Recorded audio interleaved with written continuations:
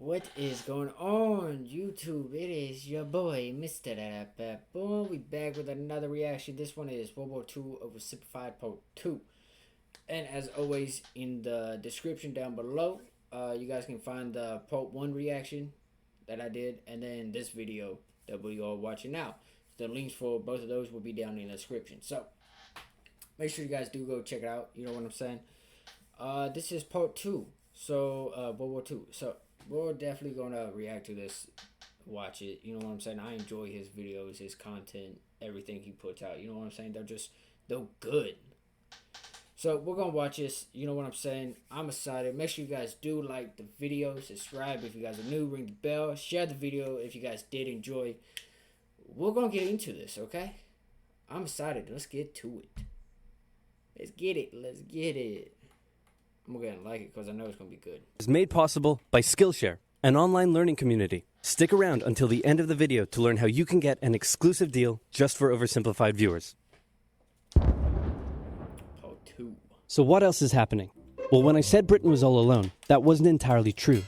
Many Commonwealth nations and other allied colonies had joined the war in Britain's support. They would play a key role throughout the war, particularly in the African and Italian campaigns. On the Axis side, Germany, Italy, and Japan signed the defensive tripartite pact, bringing their military alliance even closer together. The Soviet Union's war against Finland should have been an easy victory, but it became a humiliating struggle, and their military ineptitude was put on full display. In the end, they did force the Finns to sue for peace. Then, they continued their honorable campaign of pushing around much smaller countries by annexing the Baltic states and part of northern Romania. France's colonies in equatorial Africa were like, heck no, we aren't going to join the Germans, and they all pledged their allegiance to free France, except for Gabon, which had to be taken by military force. The Allies also tried to capture the strategic port of Dakar, but that ended in failure. Mussolini had seen Hitler's successes, and he thought now it was Italy's time to shine. So he tried to take British Somaliland, and that went pretty well. Then he tried to take Egypt, and that went less well. Then he tried to take Greece, and that went really badly. Churchill began referring to Italy as Europe's soft underbelly. He began favoring a military campaign from the south and started sending British troops to Greece. All of this had Hitler pretty concerned, and he moved to protect his southern flank. He had been getting friendly with Hungary and twisted their arm into signing the Tripartite Pact and joining the Axis powers. Romania was also eager to join for protection against the Soviet Union. The Tripartite Pact was designed to prevent any other countries from deciding to join the Allies, specifically Britain's old ally, the pesky United States of America. When war first broke out, American public opinion was strongly against joining in. In 1940, there was an election. The Republican candidate said, "I will not send any young Americans to die in Europe," and sitting President Franklin D. Roosevelt said, "I will also not send any young Americans to die in Europe. Unless I have to, then I might." And Roosevelt won. Churchill asked him to join the war, but Roosevelt said, "No can do, Winston, but you know what? Here, have some weapons." America began supplying the Allies with food and munitions, but there was one problem. German U-boats were sinking thousands of Allied supply ships in the Atlantic, including American ones. If the Germans could sever Britain's supply line, the UK would starve. Throughout the war, the Allies had to come up with better technology to fight the U-boats. Improved radar, aircraft with longer range, better weaponry and convoy tactics. At one point, a man even called a meeting and said, "Pykrete, you take some wood, you take some ice, you put them together, you get pykrete." And then he pulled out a gun and shot some wood and it shattered. And then he shot some pykrete and the bullet ricocheted off it and hit someone else in the conference room. Then they tried to make a Pykrete aircraft carrier, but that idea was scrapped because that's a really dumb idea. In the end, Alan Turing and his team of codebreakers cracked Germany's Enigma code, and the U-boats gradually became less and less of a threat. Back in Africa, Britain decided to push Italy out of Egypt. Hey, that was pretty easy, so they kept going. Hitler realized he was going to have to finally step in and do something. He went to Bulgaria and Yugoslavia and said, "Hey, I'm going to move troops through you to get to Greece, so either join us or, be invaded." Bulgaria opted to join them. Yugoslavia opted to be invaded. Then Greece finally fell to the joint German-Italian invasion. The British had moved troops from North Africa to fight in Greece, which helped Rommel and his tank divisions push the British back to Egypt. And they could have kept going, but a small, mostly Australian force held out under siege for 8 months in Tobruk, denying the Germans a strategic port city and disrupting their supply line. Despite having some success in the Middle East, the British didn't seem like any real threat for now. Hey, Soviet Union, look out! With 3 million troops, Hitler launched the largest ground invasion in history, and Stalin was far from ready. Both Churchill and Roosevelt had warned him of an impending attack, but he dug his head in the sand and the Soviets didn't stand a chance. Germany made staggering progress, with huge encircling movements capturing mind-boggling numbers of Russian troops. 250,000 at Bialystok, Minsk, 300,000 at Smolensk, nearly 700,000 at Kiev, and again at Vyazma and Bryansk. Leningrad was put under a siege that would last an insufferable 4 years. The invasion of Russia had been Hitler's main ideological goal from the beginning, and his hatred for the ethnic peoples there was now unleashed in all its fury. The Eastern Front of the Second World War was brutal for all that endured it. The Germans were now inside of Moscow, and that's it. It's all over. But then it happened. It got cold. Stupid cold. Hitler had hoped the Soviets would give up before winter, but they kept fighting. His commanders came to him and said, "Can we please dig in for the winter and wait until spring?" "No, keep going." "But oil is literally freezing inside our vehicles." "That's fine, keep going." "We're having to leave the corpses of our frozen horses by the side of the road so we can still find our way in the snowdrift." "Perfectly normal, keep going." Hitler hadn't given his millions of men winter clothing and supplies because he thought he really should have won by now. Then, Stalin called in troops from the Siberian front, specially trained to fight in the extreme cold, and the Germans were no match. They were now being pushed back. They had no choice but to dig in and wait for winter to end. Germany's victories were staggering, and Japan was eager not to miss the victory bus. Their war in China had come to a standstill, but they wanted to keep expanding their sphere of influence and getting those sweet, sweet raw materials. They began making plans to expand southward, but there was a problem. Southeast Asia was heavily colonized by America and Great Britain. It was also full of ocean. Ocean meant naval combat, and there was no way the Japanese Navy could stand up to the US and the UK. So they thought, wouldn't it be nice if we could destroy their navies before we begin our conquest?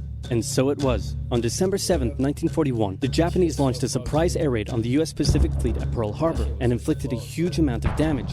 They also attacked British colonies in Southeast Asia. Roosevelt had no choice but to declare war on Japan, and so did Churchill. Hitler then declared war on America, even though he totally didn't have to. The attack on Pearl Harbor seemed like a big Japanese victory, but they didn't attack any of the naval repair yards, fuel storage tanks, or the submarine base, meaning the Pacific Fleet would be up and running again pretty soon. In the meantime, though, the Japanese were able to begin their conquest. They took Guam, the Gilbert Islands, Wake Island, Hong Kong, and the Philippines. They forced Thailand to join them so they could march their troops through to Malaya. They swept through Singapore, North Borneo, the East Indies, New Guinea, the Solomons, and they were now threatening northern Australia and the borders of India. Japan's victory had been as staggering as the Germans, and it reinforced the Japanese idea that this was a divine war which they were destined to win. But their victories had been based on speed, not power, and power would eventually catch up with them. For now, though, in all occupied nations, the people suffered. Persecution, forced labor, harsh punishments for any who spoke out against their occupiers. In Europe, the Nazis were rounding up ethnic minorities and other unwanted groups and individuals. In particular, millions of Jewish people would suffer through the terrible events of the Holocaust. That's so fucked up. Brave resistance movements rose up in defiance of their invaders, while the people held out for hope. And hope was coming. Winter was over, and Hitler could continue his push eastward. But this time, he switched up his strategy. The world knows him as Roberto Clemente, the Boricua.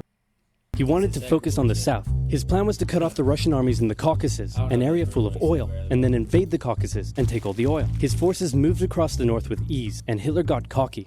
He rerouted the 4th Panzer Army south early, leaving the 6th Army to complete the encircling movement alone. To do so, the 6th Army had to reach and take the key Soviet city of Stalingrad. The Russians defended it fiercely, and Stalingrad saw some of the harshest fighting of the entire war. The Soviets held up the German advance for 5 months as they battled in the war-torn city, which bought them valuable time. When the Germans had first launched their invasion a year earlier, the Soviets had moved their factories to the east. Those factories had been building a butt-ton of tanks and aircraft and getting the Soviet army up to scratch. Now, it was ready. Stalin gathered his new and improved forces around the city, and in an attack that resembled Hitler's own encirclement tactics, they began surrounding the 6th Army. Hitler's commanders came to him and said, "Hey, maybe we should retreat." But Hitler said, "No, you stay." Shot him in the foot again. The entire 6th Army was trapped and had to surrender. With complete air superiority, the Soviets started pushing westward. For Stalin, it was a resounding victory. For Hitler, an absolute catastrophe. Things also weren't looking too good for Hitler elsewhere. With America now in the war, Allied bombing over German cities reached devastating levels. In Africa, the British had pushed Rommel back again. Then they were pushed back again, and finally, after a decisive battle at El Alamein, and with American and British troops arriving in the west, the Germans and Italians were squeezed out of Africa. Japan was also already seeing its rapid success being turned around. They attempted to take the island of Midway, but the US Navy was ready for the attack, and they sank Japan's carrier. Actually, they sank a lot of them. It was a battle from which the Japanese Navy would never recover. British, Indian, and Chinese troops held the line in the harsh jungle terrain of Burma, and the Japanese suffered losses in the Solomon Islands and New Guinea. They began to realize they were not invincible. With the Axis out of Africa, the Allies had to decide their next move. Churchill still wanted to attack from the south, while the Americans preferred a full sea invasion in northern France. All right, said the Americans, we'll do it your way. Allied forces successfully landed in Sicily and began moving north. They also carried out bombing raids over Rome. The thing was, many of the people in Sicily had relatives living in America, and they greeted the American troops quite warmly. With the war reaching home territory, most Italians just weren't that into it, and Mussolini was suddenly very unpopular. He was voted out by his own fascist Grand Council and was toppled from power. Italy immediately began negotiations for surrender. Hitler wasn't surprised and had already sent reinforcements southward. In an operation he ironically called Operation Axis, German troops quickly disarmed Italian troops in the north. The Allies continued fighting the Germans up through Italy, but then winter set in, meaning mud, and everything slowed to a halt.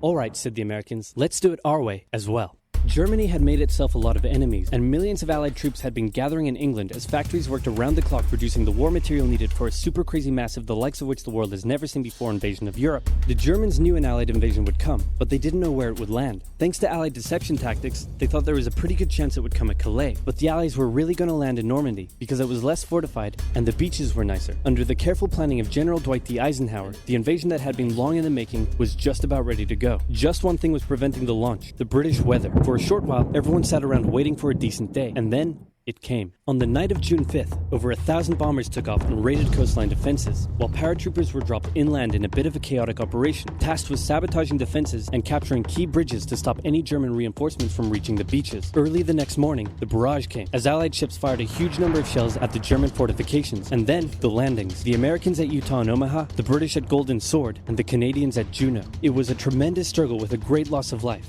particularly at Omaha, but the Allied troops captured the beaches and the landings were a success. Then they began their movements inland. They took the port of Cherbourg and the city of Caen. The Americans moved south to capture Brittany. Then, in a massive disaster for the Germans, British and Canadian troops from the north and Americans from the south trapped the German 7th Army in a near wipeout encircling movement. In August, Allied troops landed in the south of France to little resistance. On one beach, all they found was a Frenchman handing out champagne. Paris was liberated, and the Germans were pushed out of France as the Allies entered Belgium.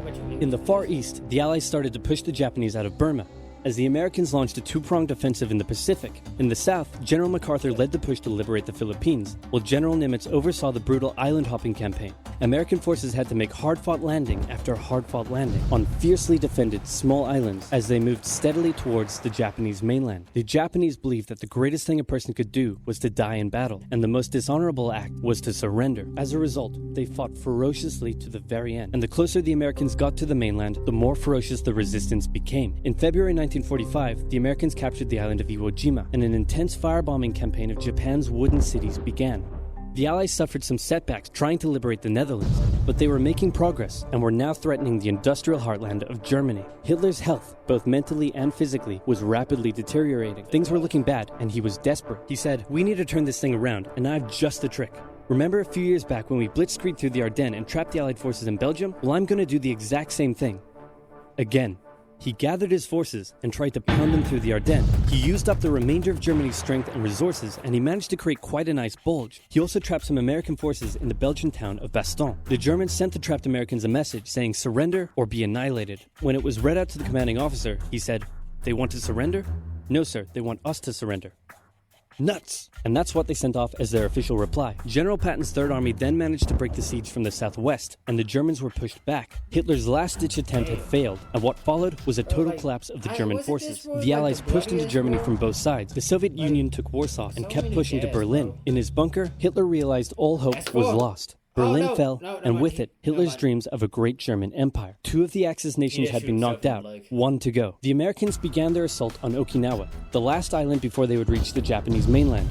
The desperate Japanese fought hard, launching kamikaze attacks on the US ships. The citizens of Okinawa suffered through the terrible fighting, but in 2 months, the island was captured. The Allies now had to make a choice. Either continue the devastating struggle up the Japanese mainland, or they could try to coerce the Japanese into surrendering now. In July, the first successful atomic bomb test took place in New Mexico, and the destructive weapon was ready for use. America and the UK were also seeing the Soviet Union not so much liberating as occupying its captured territories, and so they wanted to put on a show of force. On August 6th, the A-bomb fell on Hiroshima. Then, on the 9th, Nagasaki. The cities were reduced to rubble, and for the people living there, it was a terrible fate. But for the Allies, it achieved their main aim.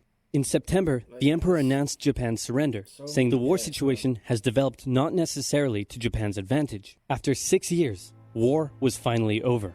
The Allies occupied Japan for 8 years. The Emperor was allowed to keep his position, but General MacArthur made sure this picture was printed in the Japanese press to display to the Japanese people that their Emperor was not the divine, powerful being they had believed. Germany was divided between America, the UK, France, and the Soviet Union. In 1949, the Allied sectors were united into West Germany. The Second World War had been more terrible and destructive than the first. In its aftermath, two major superpowers with two very different ideologies had come out victorious, and the tension between the two of them would create a new kind of war.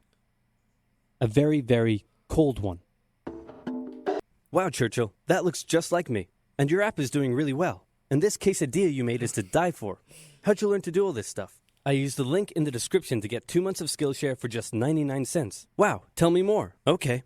Skillshare is an online learning community with more than 19,000 classes in design, business, technology, and more. Premium membership gives you unlimited access to high-quality classes taught by genuine experts working in their field, so you can improve your skills, unlock new opportunities, and do the work you love. If you want to learn how to create games, you can check out the courses on using Unity or creating vector art. There are courses for software development, music production, arts and crafts, or if you want to learn how to animate like I do, you can find loads of courses for beginning animation. And Skillshare won't take a heavy toll on your wallet compared to other learning platforms, with an annual subscription being under $10 a month. If you'd like to give it a try first, then I've got a deal just for Oversimplified viewers. The first 1,000 people to use this link, which can also be found in the description, will get their first 2 months of Skillshare for just 99 cents. That's right, just 1 cent short of $1. So be sure to sign up using the link in the description, improve your skills, and learn something new today. That is crazy. For real though, it was definitely a good video. I enjoyed it. RIP to everyone who's lost their life up in that. You know what I mean? Like that's just crazy, bro. I didn't know it was like 50 to 80 million. Like that's just crazy, bro. Let me know what you guys think down below in the comments. Positivity is key, motivation is key, happiness is key. You guys be safe. I will see you guys in the next one. Like I said, let me know what you guys think about in the comments, okay? I'll see you guys in the next one.